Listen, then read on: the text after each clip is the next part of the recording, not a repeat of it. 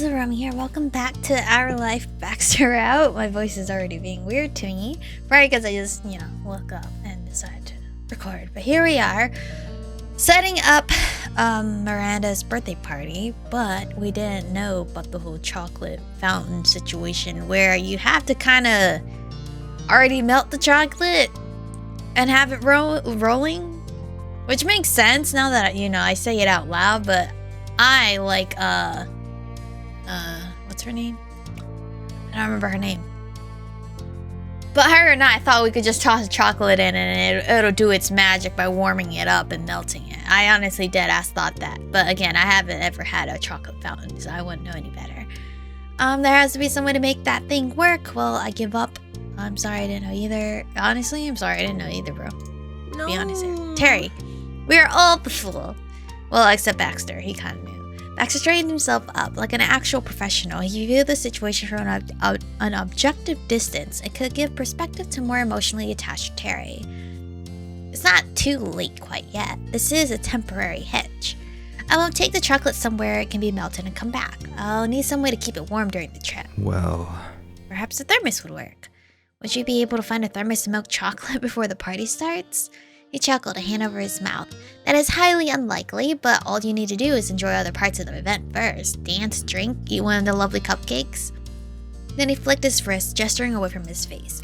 I'll return at some point during the evening and the fountain will go up then. We can even act as if it was intentional to bring it up later. Very well.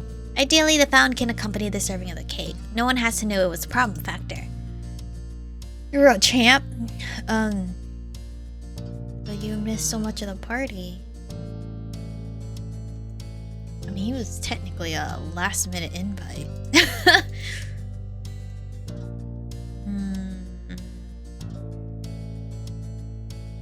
Kind of want to go with this, though.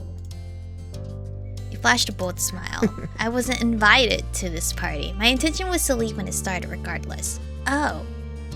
Okay, I didn't know that part. I thought he was going to stick around. What? It was as if the floor dropped out from under you.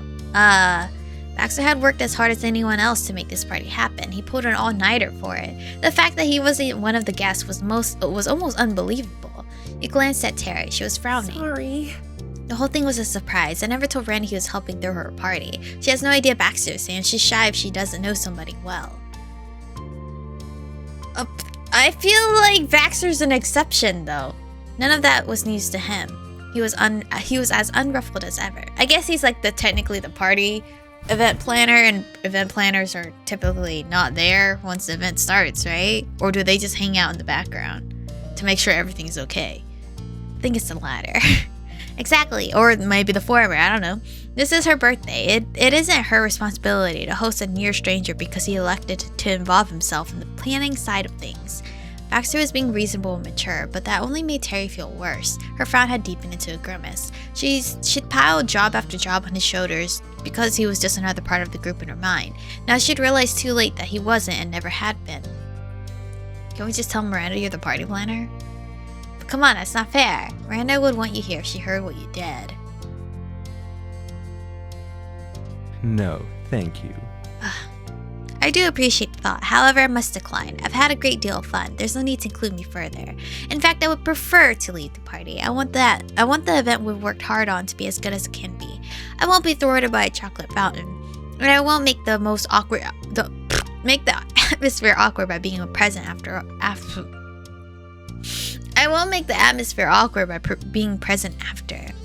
All I ask is that you enjoy the time we've had together and enjoy the times when I'm not there. This still didn't sit right with you, not at all, but what could you do? You couldn't decide for Miranda or for him whether Baxter attended or not. Terry accepted it in the end too. Okay, I get it. Thanks. Bye, Baxter. Take care. With that, he sauntered out of the room, a bag of unmelted chocolate in his hand and a smile on his face. In time with the shutting of the door, Terry smacked her palm against the table definitively. This is gonna be the best party I've ever done no matter what, because it's gonna be the only party I'll ever throw. Never again. Next time somebody else is gonna have to be in charge. I'll just help. Baxter kind of already is in charge, you said, snickering. I thought this was a team effort, you joked. Well, don't look at me, I'm not gonna be the party planner either. That's the best I've Divvy had so far, you tease. Nah, If he was, the chocolate fountain would be going already. He laughed even more. She laughed too. Go on, Michiko. Where's Cove in this whole situation? He's not gonna let us down, and we can't stop either. Let's finish this. Oh, there he is. There's the lover boy. He spun around only to come face to face with a fluffy Cove. He buried himself further in the feather boas and began fiddling with the balloon he must have inflated. Right, Cove was left to wait alone for the entire time. He stared awkwardly, as did Terry. What's wrong? Is everything alright? We can only hope, Cove. We can only hope. Okay. Cove left it at that, not any more informed or assured. And so the party decorating continued with one less person. More balloons were blown up and placed about. Streamers were strung up, and you even moved a bench from a corner to the center stage. It would act as a makeshift throne for the queen of the day. Finally, all the trash bags were carted out of the event space and tossed into a dumpster outside. Ooh, it's looking so cute in here! Oh, we did such a great job. What the...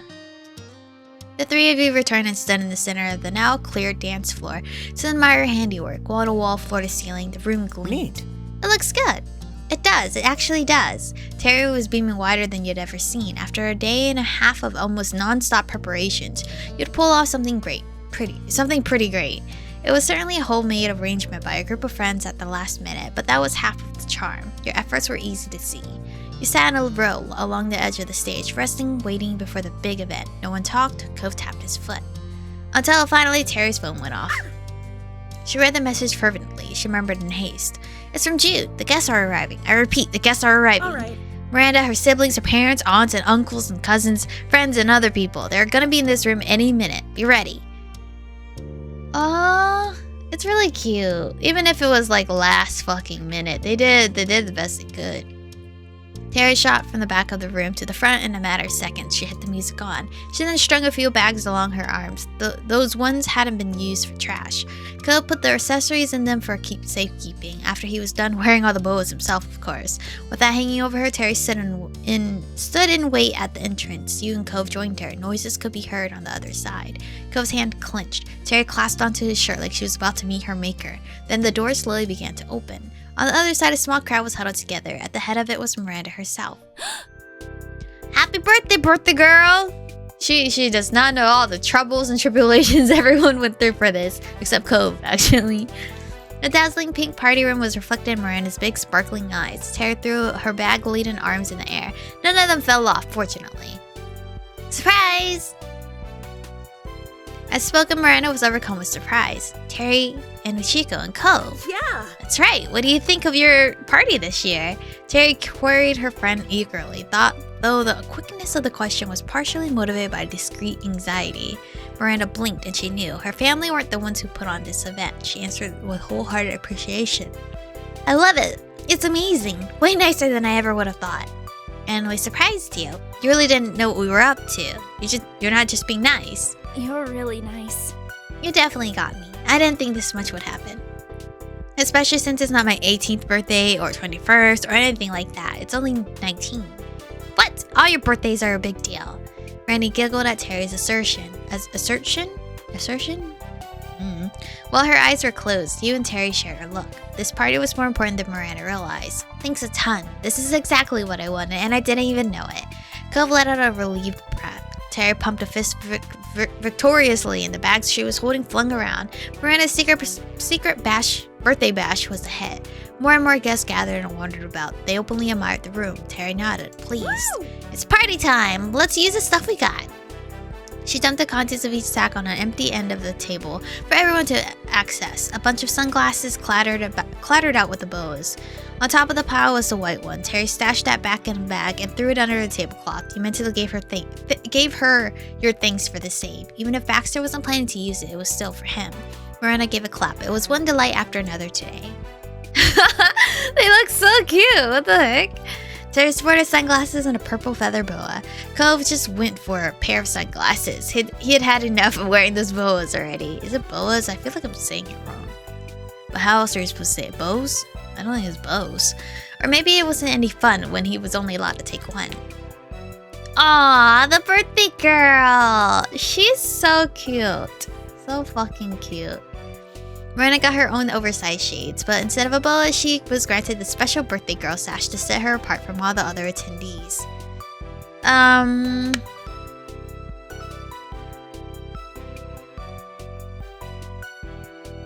Should I get a boa? Boa and sunglasses? What am I wearing? I'm gonna pretend I'm wearing a cute dress, so we're gonna do both. This made you feel like the glamorous diva from that interactive play. If only the person who was with you then could be here now. Aw, my girl is sad. I would be too. Nice, nice! All decked out for the party, Terry directed Miranda's attention to what else was on the tables. She was charmed anew when she saw the waiting rows of fake champagne and outright stunned when her eyes landed on a display of glittering cupcakes. So great. That's so pretty! Did you buy those? Nope. They're homemade. Really? They look like they're from a pro bakery. Thank you. Can I have one now? Or are we waiting until it's time for cake? If you want to, it's your birthday. She beamed. It was time for the queen to make her decree. Fun. Then I declare that we can all eat cupcakes right now. What a gracious hostess. Sounds good. Works for me. In unison, the three of them reached out for a treat. You took a cupcake, you grabbed two. You'd earned that. You're not interested in eating one of the cup. No, we're taking a cupcake. I fucking made this cupcake. And bit into it right away. The fluffy cake and creamy frosting were delicious, and all the sweeter knowing how much work had gone into it. Terry looked at I was gonna say slimy, and I was like, ugh.